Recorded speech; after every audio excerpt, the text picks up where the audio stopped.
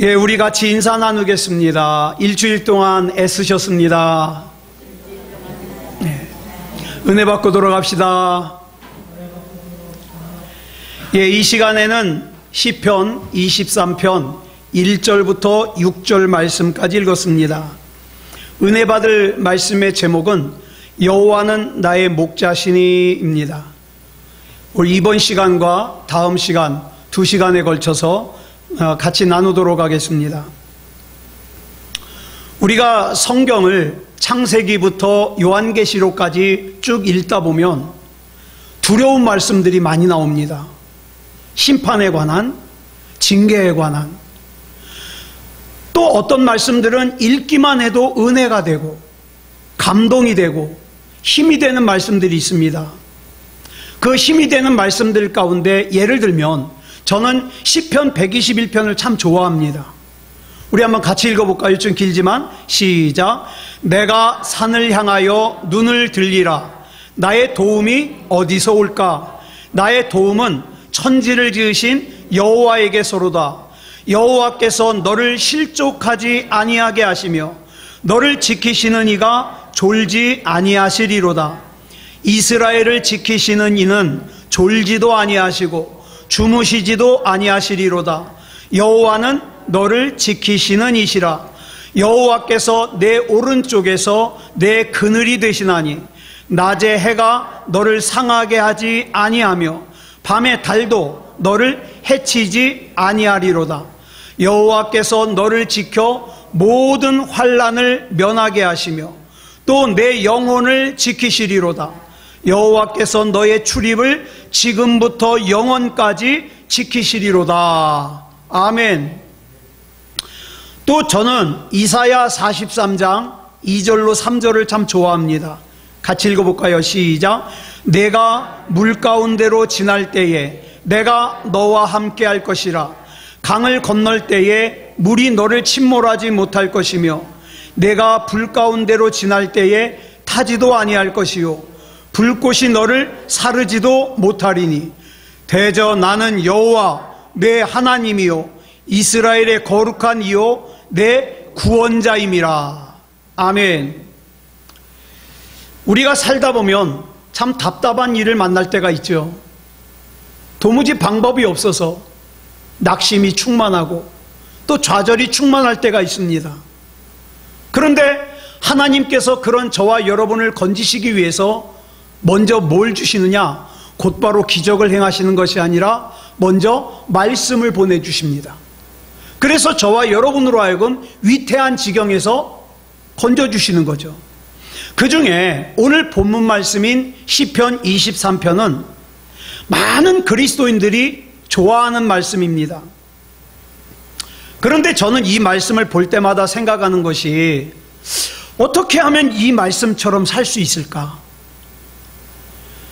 나는 여호와 하나님께서 나의 목자가 되어주셔서 부족한 것이 없어. 나는 하나님께서 나와 함께 하셔서 아무리 사망의 음침한 골짜기로 다닐지라도 해를 두려워하지 않아. 어떻게 하면 이런 고백을 할 수 있었을까? 저는 지난 주간에 삼성의료원 응급실을 2번이나 갔거든요. 첫 번째 가서는 8시간 있었습니다. 두 번째 가서는 6시간 있었어요. 또 금요일 날은 치료받으러 갔다가 치료가 늦어지는 바람에 우리 기도회도 못했잖아요. 참 답답한 상황 가운데 제가 그걸 미리 알았겠습니까? 화요일부터 막 문제가 생기기 시작하더니 정신이 하나 없는 거예요. 그래서 제가 병원에서 응급실에서 계속 생각한 게 이거예요. 어쩌면 내가 이런 상황 속에서도 여호와는 나의 목자시니 내가 부족한 것이 없어. 이렇게 고백할 수 있을까? 진심으로? 하나님께서 지금 나와 함께 계시니까 내가 사망의 음침한 골짜기로 다닐지라도 나 해를 두려워하지 않아. 이럴 수 있을까? 저희 어머니 그 뼈가 부러진 팔을 갖다가 기부스를 하는데 막 잡아 당겨가지고 막 하니까 저희 어머님이 막 비명 지르잖아요. 너무너무 막 애간장이 타고 속이 상하고 막 안절부절을 못하는 그 상황에서 어쩌면 이렇게 고백할 수 있을까? 또한 아까 말씀드린 대로 성경을 보면 우리에게 은혜가 되고 감동이 되고 힘이 되는 말씀들이 많은데, 제가 참 궁금한 게 왜 그 말씀들을 믿는다고 하면서, 그 말씀들이 하나님의 말씀이라는 걸 믿는다고 하면서 왜 여전히 불안해할까? 왜 두려워하면서 살까? 왜 여전히 죄를 지면서 살까? 왜 우리가 예수님을 믿는다면서, 살아계신 하나님을 믿는다고 하면서 기쁨이 없을까? 만족이 없을까? 하나님께서 분명히 나를 눈동자같이 지키신다고 약속하셨는데, 하나님께서 내 평생에 나를 능히 대적할 자가 없을 거라고 약속하셨고, 하나님께서 나를 절대 떠나지 아니하시며 버리지 아니하실 거라고 약속하셨는데, 왜 나는 창세기 4장에 나오는 가인의 얼굴처럼 안색이 굳어 있을까?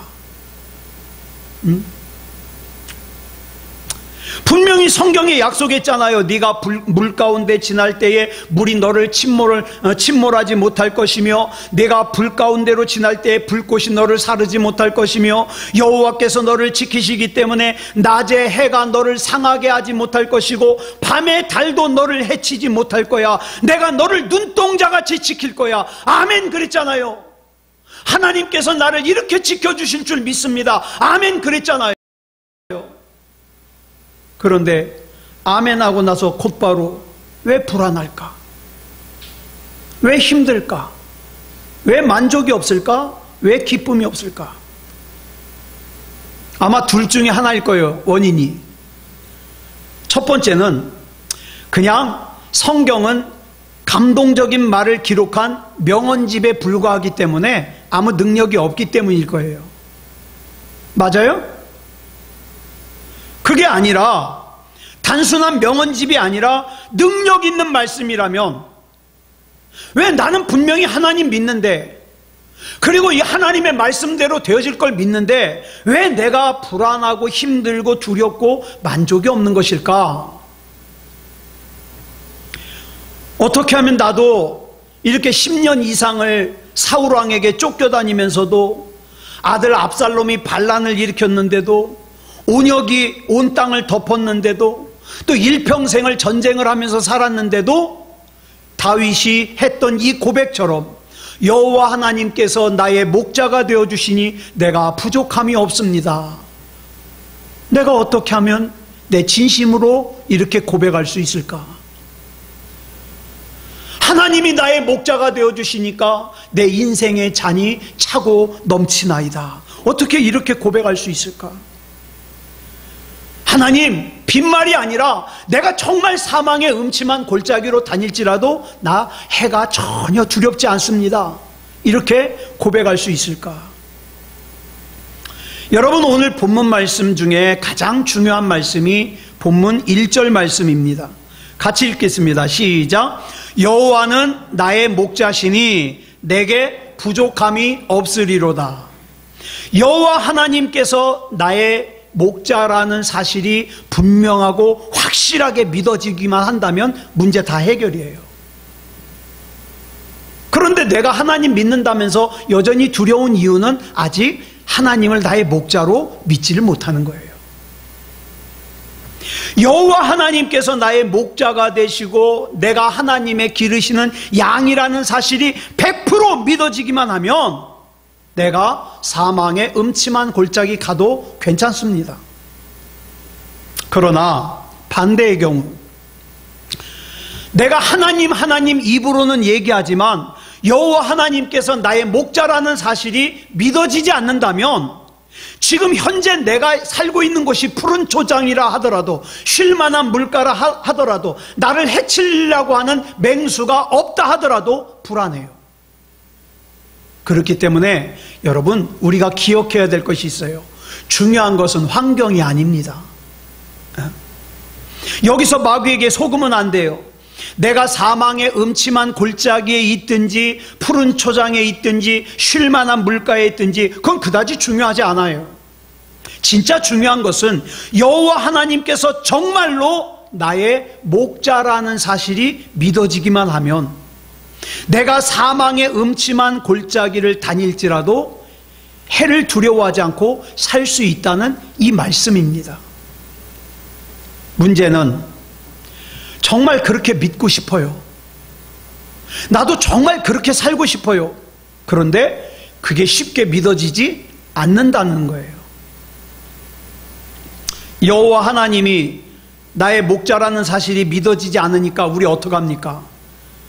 내 힘으로 나를 보호할 수 있는 걸 만들려고 그래요. 내 힘으로 내 노후를 걱정해야 돼요. 그래서 어떡합니까? 내 힘으로 울타리를 쳐서 나를 보호해야 되고, 내 힘으로 나를 보호할 수 있는 무기를 준비해야 돼요.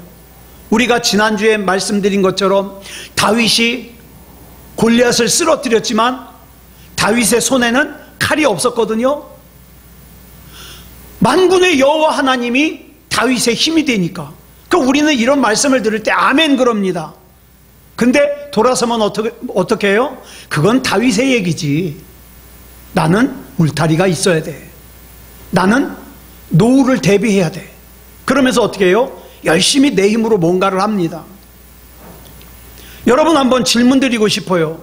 나는 정말 지금 쉴만한 물가에 있습니까? 나는 현재 정말 푸른 초장에 있습니까? 내 주변에 나를 해치려고 하는 맹수가 정말 없습니까? 어쩌면 참 사람 이상해요. 그 비싼 커피, 밥값 하잖아요. 어떤 커피는 밥보다 비싸요. 그 비싼 커피를 사 먹을 수 있는 돈이 나한테 있어요. 그래서 내가 사 먹어요. 자주 말씀드린 것처럼 삼겹살 구워가지고 안주로 해가지고 소주를 마셔요. 맛있는 식사를 사 먹을 수 있는 돈도 있을지 모르겠어요. 어떤 사람은 100만 원이 넘는 핸드폰을 2년에 한 번씩 바꿀 정도로 핸드폰 요금을 한 달에 거의 10만 원 가까이 지불하기도 합니다. 지금 당장 내가 사고 싶은 거 살 수 있어요. 그럼에도 불구하고 어때요? 여호와 하나님이 나의 목자라는 사실이 믿어지지 않잖아요. 그러면 걱정합니다. 1년 뒤에 어떻게 살지? 10년 뒤에 어떻게 살지?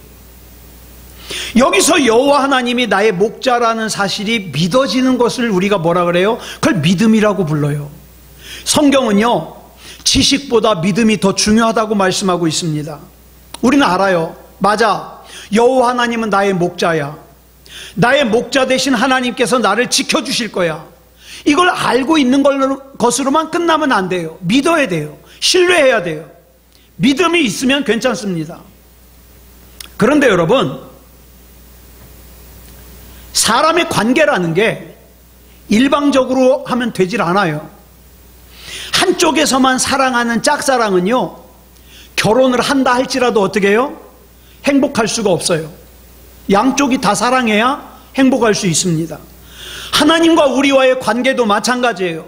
분명히 나를 향한 하나님의 사랑과 하나님의 계획과 하나님의 준비하신 놀라운 은혜들이 풍성하다 할지라도 그 사랑과 그 계획과 그 은혜들이 내 안에서 온전하게 작동하기 위해서는 하나님을 향한 나의 사랑과 나의 믿음이 필요합니다.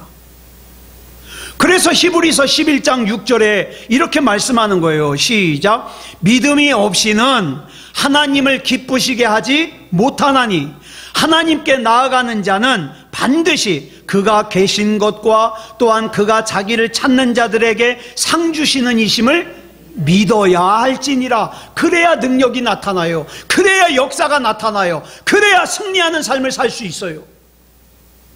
이 믿음이 없으면 성경에 아무리 많은 약속이 기록되어 있어도, 많은 능력이 기록되어 있어도, 많은 복들이 기록되어 있어도 나와 상관이 없어요. 이분이 누구냐면 이지웅 목사님이에요.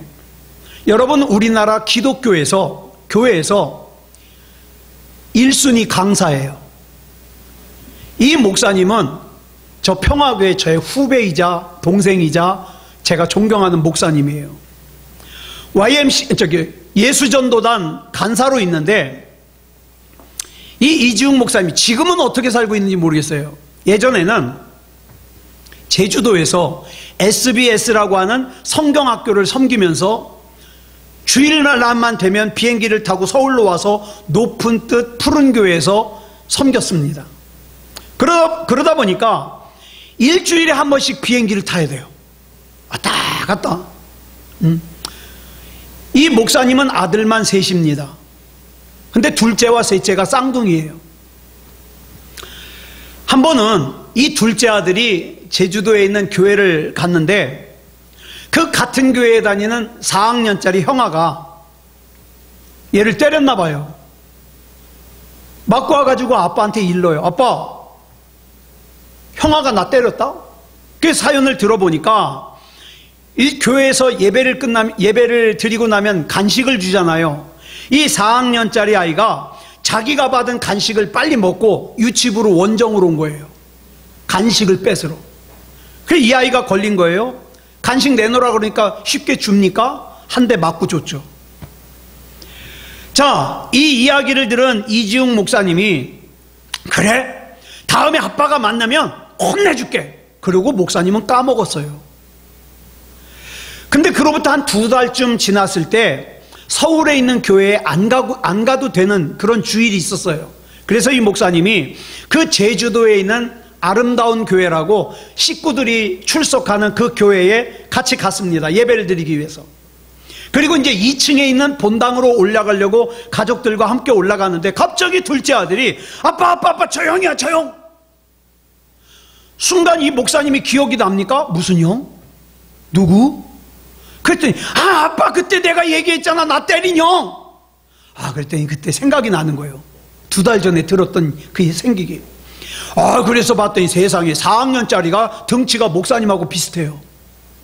그래서 이지웅 목사님이 거기서 또 걔를 때려가지고 꿀밤 줘가지고 울리면 또 이상하잖아요. 그래서 알았어 아빠가 이따 예배 마치고 혼내줄게 라는 말이 채 끝나기도 전에 이 둘째 아들이 아빠가 잡고 있는 손을 쏙 빼더니 막 달려가서 그 4학년짜리 형아 옆구리를 주먹을 한 대 딱 치더니 막 도망와가지고 아빠 뒤로 숨었어요. 이 모든 상황이 눈 깜빡할 사이에 일어난 거예요. 자, 한번 여기서 우리 한번 질문해 보자고요.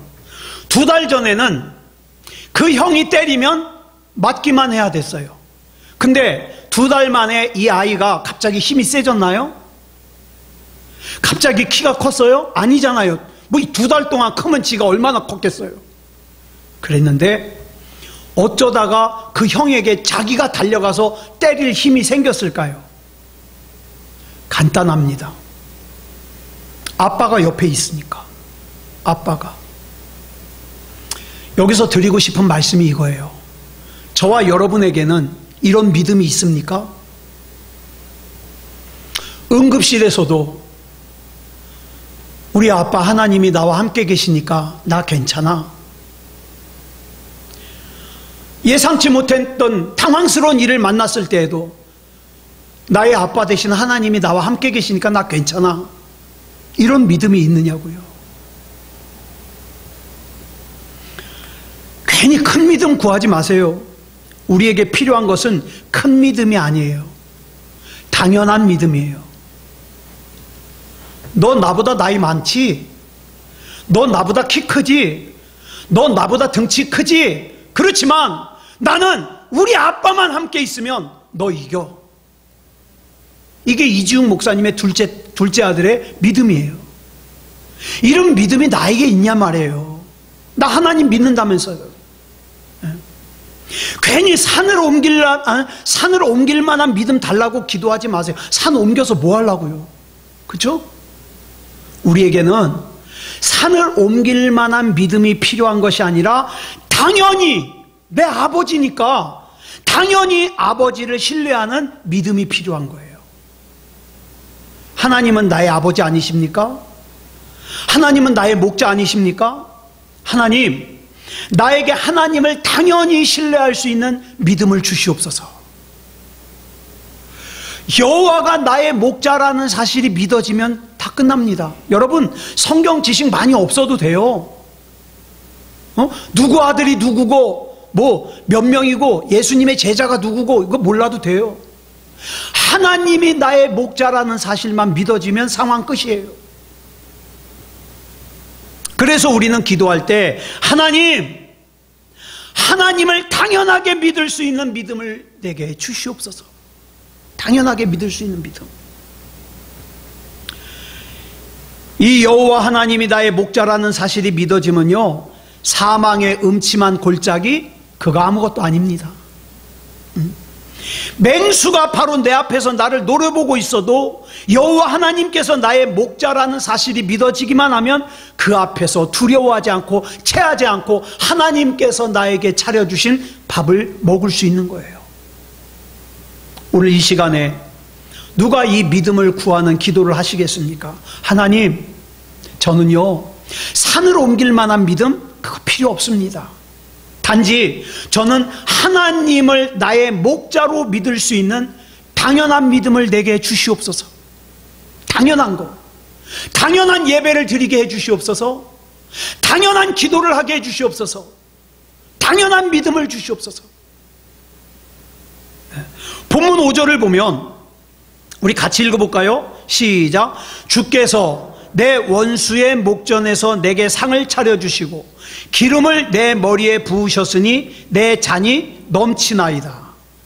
여러분, 여기 나오는 상은 뭐라 그랬어요? 밥상이라 그랬어요. 밥상. 지금 원수가 나를 노려보고 있는 상황에서 하나님께서 나를 위하여 차려주신 밥상에서 평안하게 밥을 먹습니다. 여러분 같으면 평안하게 밥 먹을 수 있겠어요? 여호와 하나님이 나의 목자라는 사실이 믿어지면 마음 편하게 먹을 수 있습니다. 그래서 저는 지금도 기도가 그거예요. 하나님, 여호와 하나님을 나의 목자로 100% 믿게 해 주시옵소서. 그러나 여호와 하나님이 나의 목자라는 사실이 믿어지지 않잖아요? 마음 편하게 못 먹어요. 체해요. 심지어는 내 눈앞에 맹수가 없어도 뭘로 걱정하는지 아세요? 앞으로 일어날 일을 끌어다가 걱정해요. 5년 뒤에 어떻게 살지? 10년 뒤에 어떻게 살지? 내 노후에 어떻게 살지? 끌어다가 걱정해요. 끌어다. 어느 목사님이 다른 교회에서 설교 부탁을 받았어요. 그래 이제 그 교회에서 주보를 만드는 분이 전화를 했습니다. 목사님, 저희 교회에 오셔서 증거해 주실 말씀 본문하고 제목 좀 알려주십시오. 그랬더니 이 목사님이 그래요? 예, 본문은 시편 23편입니다. 제목은 여호와는 나의 목자시니. 그랬더니 거기서 그래요. 그 다음에는요, 그거면 됐지 뭐가 더 필요합니까? 그랬더니 거기서 네 감사합니다 그러고 전화를 끊었어요. 그리고 나서 설교를 하러 그 교회 가가지고 주보를 보고 깜짝 놀랐어요. 주보의 설교 제목이 여호와는 나의 목자시니 그거면 됐지 뭐가 더 필요합니까? 이것까지 다 든 거예요. 순간 목사님이 당황했지만 그 제목을 보면서 은혜를 받았어요. 맞다. 여호와 하나님이 나의 목자시면 그거면 됐지. 뭐가 더 필요해? 뭐가? 여러분, 요한복음 5장에는요 38년 동안 병마에 시달려온 한 남자가 등장을 합니다. 생각해 보세요. 말이 38년이죠. 날짜로 계산하니까 14,000일이 돼요. 14,000일. 그 긴 세월 동안 이 남자는 자기 마음대로 몸을 못 움직여요. 제가요 아침에 자고 일어나잖아요. 등허리가 아파. 등허리가. 그래서 제가 참 수시로 우리 권수연 씨한테 하는 말이, 나는 제일 걱정되는 게 아파서 들어눕는 거다. 왜? 아파서 들어넣어가지고 몸을 갖다가 이렇게 뒤척이지 못하면 그 아픈 거, 등허리 아픈 거 참아야 되잖아요. 그게 아주 걱정이에요. 그런데 보세요. 38년. 이 남자도요 꿈꾸던 시절이 있었을 거예요. 하지만 꿈꾸던 시절이 있었지만 다음 날도 그 다음 날도 자기가 바라는 기적이 일어나질 않아요. 그렇게 38년이 지나가는 동안에 이 남자의 마음속에는요 자기에게 기적이 일어날 거라는 기대가 없어졌어요. 그러면서 어떻게 해요? 자기에게 기적을 일으켜달라고 하나님 앞에 기도했던 그 기도가 멈춰졌어요. 그리고 소망을 잃어버리고 나니까 이 사람의 심령이 차갑게 식어버렸어요. 돌처럼 딱딱하게 굳어져 버렸어요. 이렇게 무력한 상태에서 예수님을 만났습니다. 예수님께서 이 사람에게 질문하시죠. 내가 낫고자 하느냐? 38년 동안 병상에 있는데 이상한 질문 아니에요? 38년 동안 아픈데 당연히 낫고 싶죠. 어찌 보면 참 어리석은 질문이에요. 아니 38년 된 병자에게 낫고 싶으냐고 물어보는 게 이게 정상이에요? 그런데 제가 목회를 해보니까 예수님의 이 질문이 이해가 가요. 왜 이해가 갔냐? 실제로 보니까 하나님을 믿는다고 하면서 실제로는 하나님께서 나를 치료해 주실 것을 못 믿는 사람이 있어요. 못 믿다 보니까 어떻게 합니까?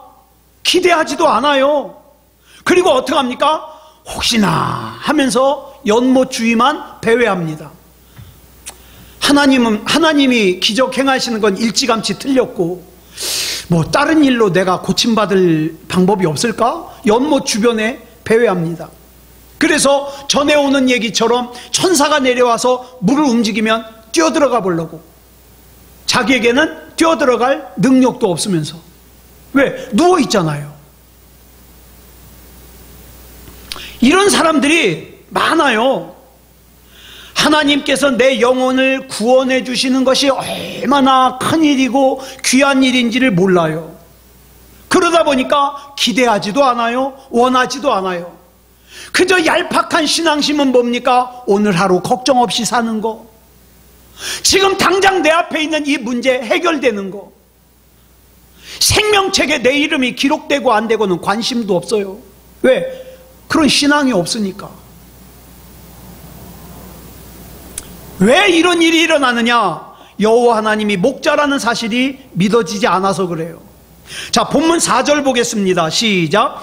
내가 사망의 음침한 골짜기로 다닐지라도 해를 두려워하지 않을 것은 주께서 나와 함께 하심이라. 주의 지팡이와 막대기가 나를 안위하시나이다.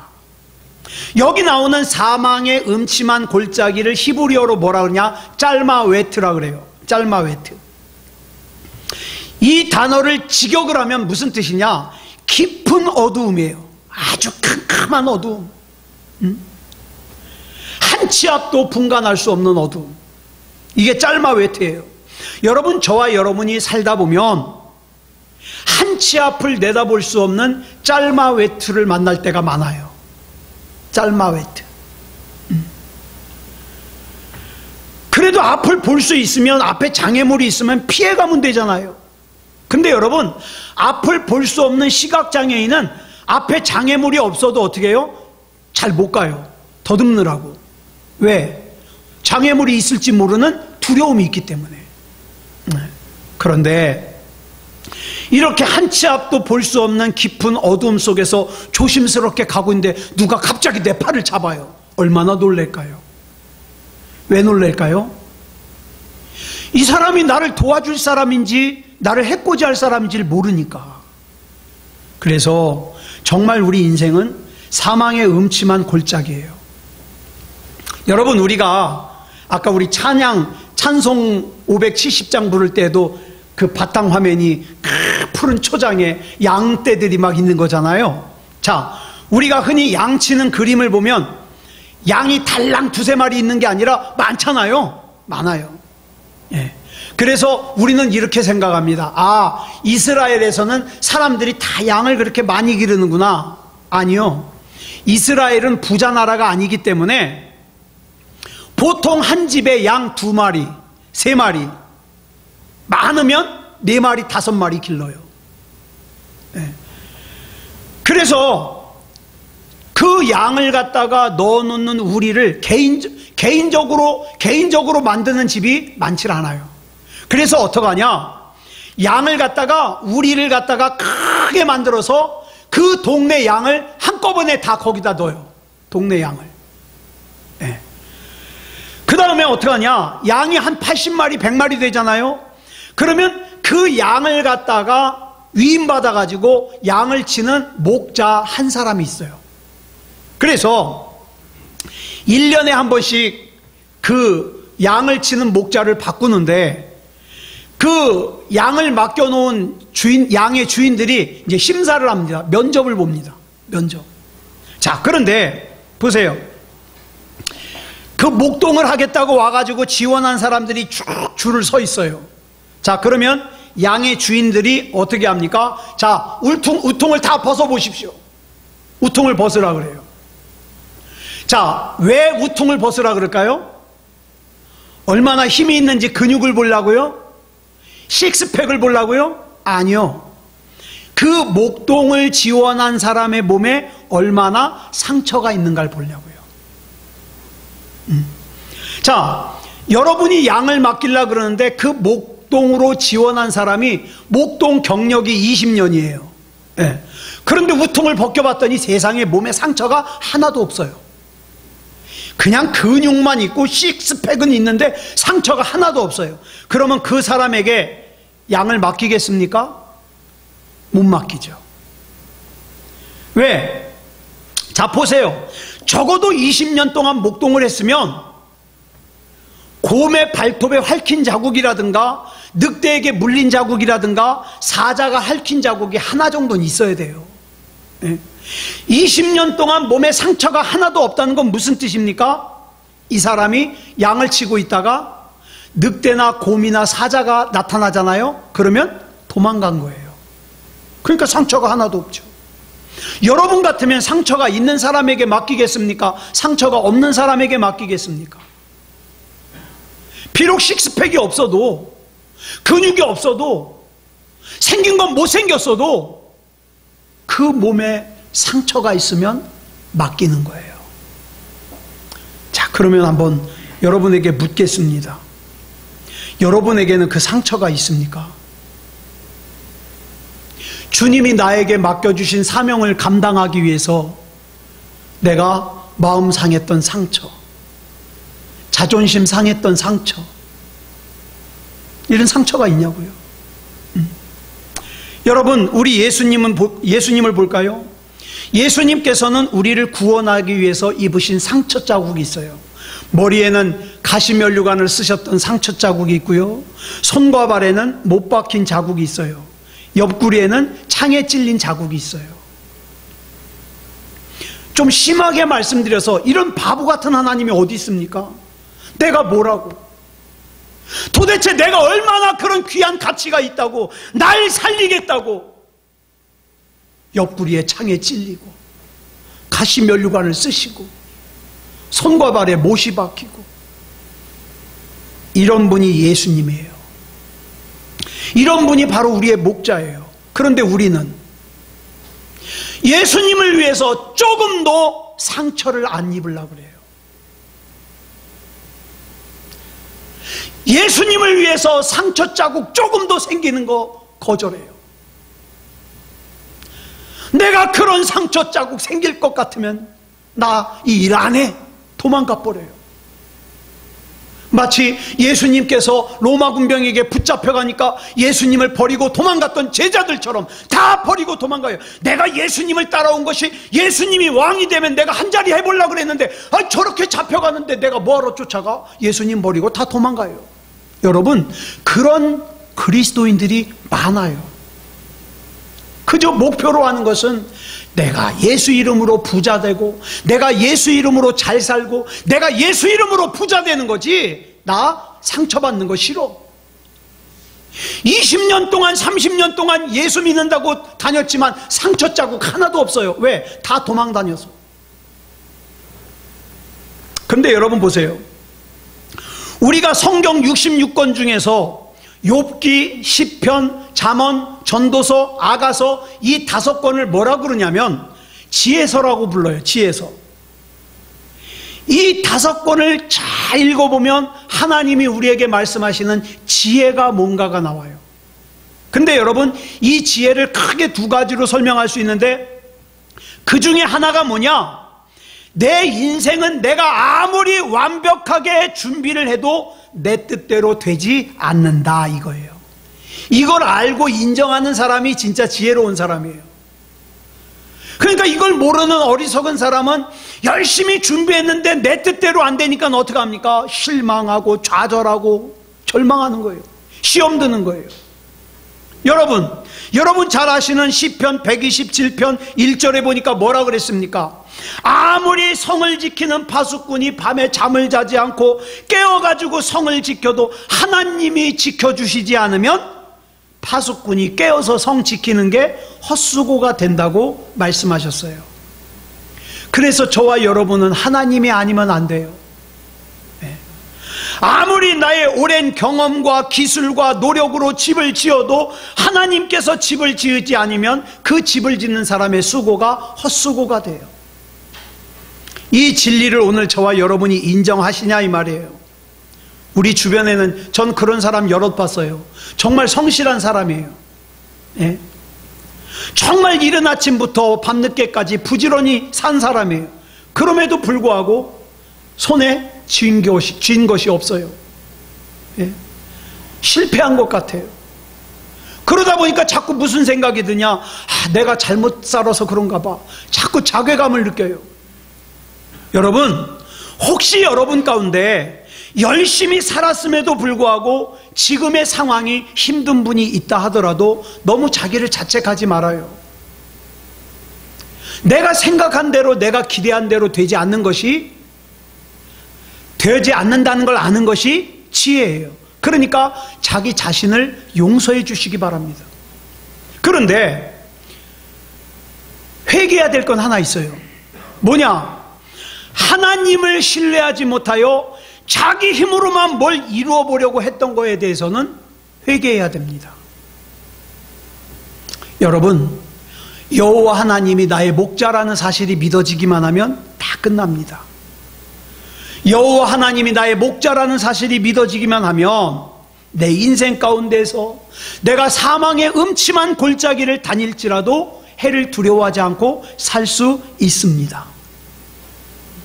원수 앞에서 음식을 먹어도 체하지 않고 먹을 수 있습니다. 왜? 아버지가 나와 같이 계시는 걸 아무쪼록 오늘 복잡한 말씀 드리지 않습니다. 여호와 하나님을 목자로 삼아 부족함이 없는, 두려움이 없는 승리하는 삶을 사는 저와 여러분이 되시기를 그리스도 예수님의 이름으로 축복합니다. 기도하겠습니다. 사랑의 아버지 하나님, 감사합니다. 하나님의 은혜 가운데 시편 23편의 말씀을 살폈습니다. 정말 이 말씀에서 다윗이 고백한 것처럼 여호와 하나님이 나의 목자라는 사실을 조금도 의심하지 않고 믿기를 원합니다. 하나님, 믿어지게 해 주시옵소서. 그래서 사망의 음침한 골짜기로 지날지라도 두려워하지 않게 하시고, 하나님이 나의 목자가 되시니 내가 원수 앞에서도 체하지 않고 하나님께서 내게 베풀어 주신 밥을 먹을 수 있는 그런 우리가 되게 해 주시옵소서.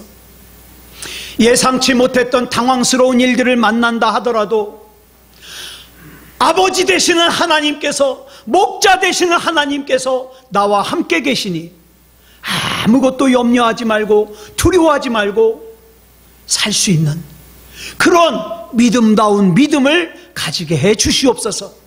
사랑의 아버지 하나님, 새롭게 시작되는 이 한 주간 우리 주 예수 그리스도 이름으로 승리하는 삶을 살 수 있도록 인도하여 주시옵소서. 모든 것을 우리 주님 앞에 맡겨드리오며 그리스도 예수님의 이름으로 간절히 기도드려 싸움나이다. 아멘.